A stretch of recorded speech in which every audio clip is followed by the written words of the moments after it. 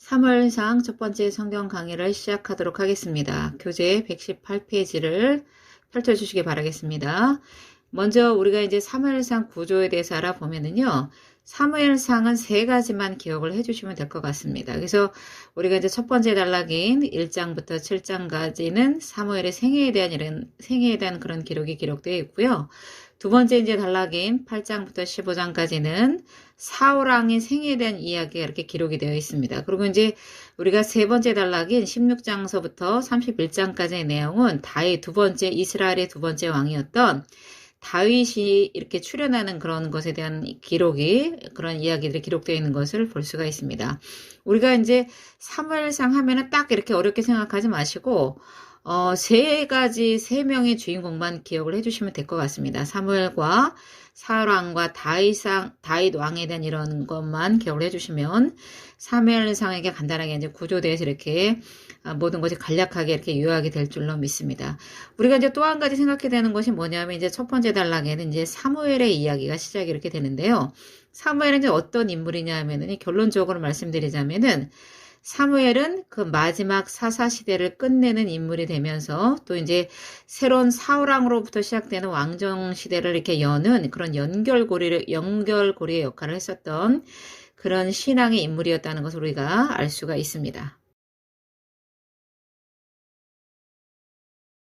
우리가 이제 구약을 시대별로 이렇게 구분을 하게 되면은요, 네 가지 중요한 시대가 나오게 되는데, 첫 번째 시대가 뭐냐면 원역사와 족장 시대, 또 이제 모세와 출애굽 시대입니다. 이제 여기서 원역사라고 하는 것은 뭐냐면은요, 창세기 6장부터 9장 사이에 나오는 인류의 역사를 이렇게 지칭하는 거고요.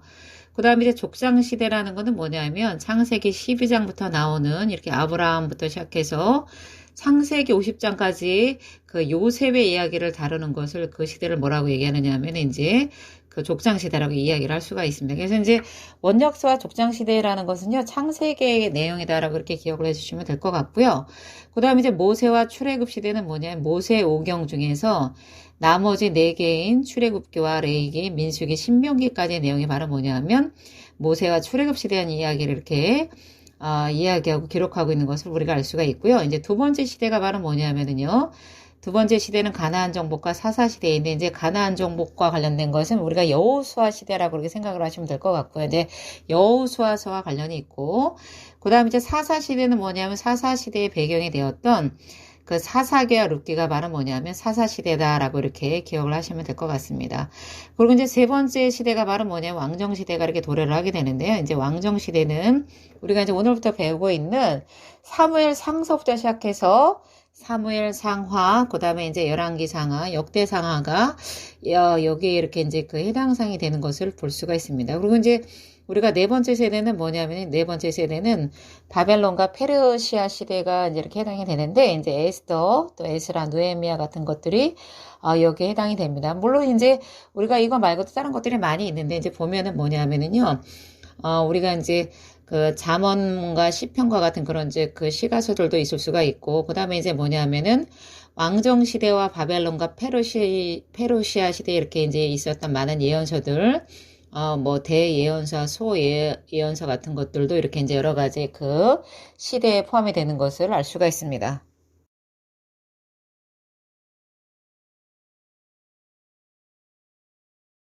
사무엘상 1장과 2장의 내용을 보게 되면은요, 사무엘이 하나님 안에서 준비되어지는 그런 과정에 대해서 기록하고 있는 것을 볼 수가 있습니다.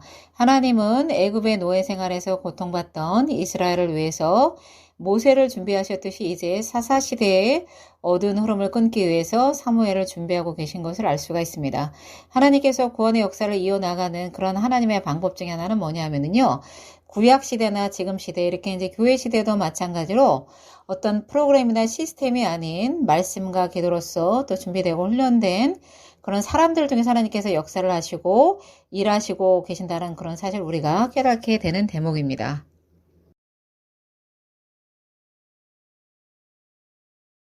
사무엘상 1장에는 사무엘의 어머니 한나에 대한 이야기가 기록되어 있습니다.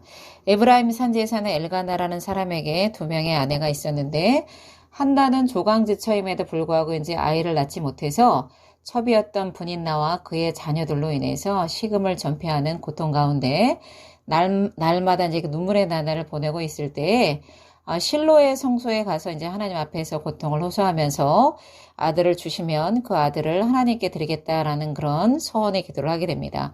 우리가 이제 이렇게 한나의 기도의 과정을 보면서 도대체 하나님께서 우리 인생에 주시는 그런 고난의 의미가 뭘까라는 것을 우리가 이제 이렇게 생각을 하게 됩니다. 우리가 이제 시편 119편 71절에 보면 이런 말씀이 기록되어 있는데요.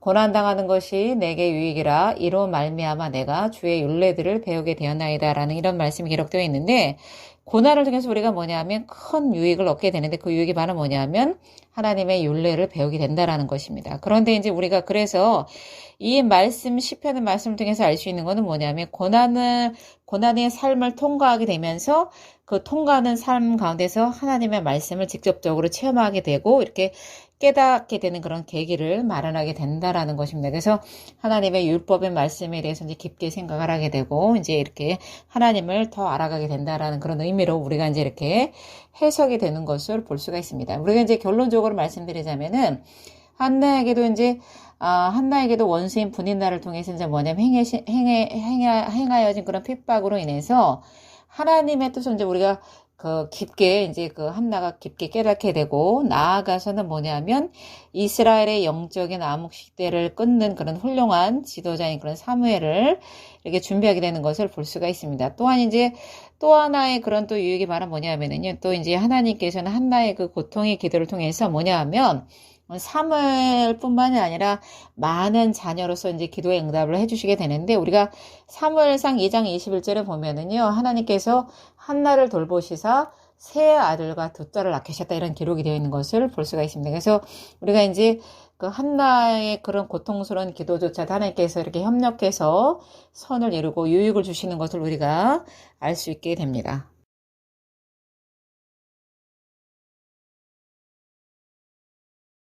한나의 기도를 통해서 보는 기도의 그런 의미를 우리가 이제 한마디로 정해 보자면은요.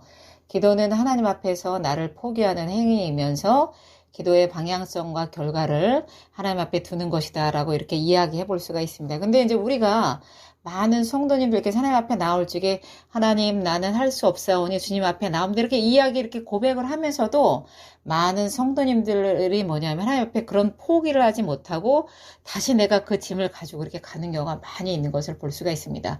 우리가 하나님 앞에 온전히 하나님 앞에 이렇게 모든 것을 드린다면 우리가 하나님으로부터 오는 그런 평강을 우리가 이렇게 이제 가질 수 있고 또 이제 기도의 방향성과 또 모든 결과에 대해서 하나님께 이렇게 드린다면 하나님께서 가장 선한 것으로 이렇게 준비하고 예비한다는 걸 우리가 의심해서는 안 될 줄로 믿습니다. 그리고 이제 우리가 이제 하나님께 이렇게 기도하고 나아갈 적에 하나님께서 가장 대표적으로 세 가지 기도로서 이제 그 기도의 응답을 해주시는데 바로 뭐냐면요. 첫 번째는 예스라는 것입니다. 이거는 이제 우리가 두말할 나위도 없이 하나님께서 그렇게 해주겠다라고 하는 것이고 두 번째는 노라는 것이 있는데 우리가 이제 노라는 거는 정말 이제 어떻게 노라는 것이 기도의 응답일까라고 그렇게 생각할 수가 있지만 노라는 것도 하나님의 분명한 응답이나 기도의 응답이라는 사실을 기억해 주시기 바라겠습니다. 그 다음에 이제 wait, 기다려라라는 그런 기도가 있는데 이거는 뭐냐면 이제 예수의 기도이지만 하나님께서 언약해 주시는 거예요. 지금은 아닐지라도 하나님의 때가 이를 때에 너에게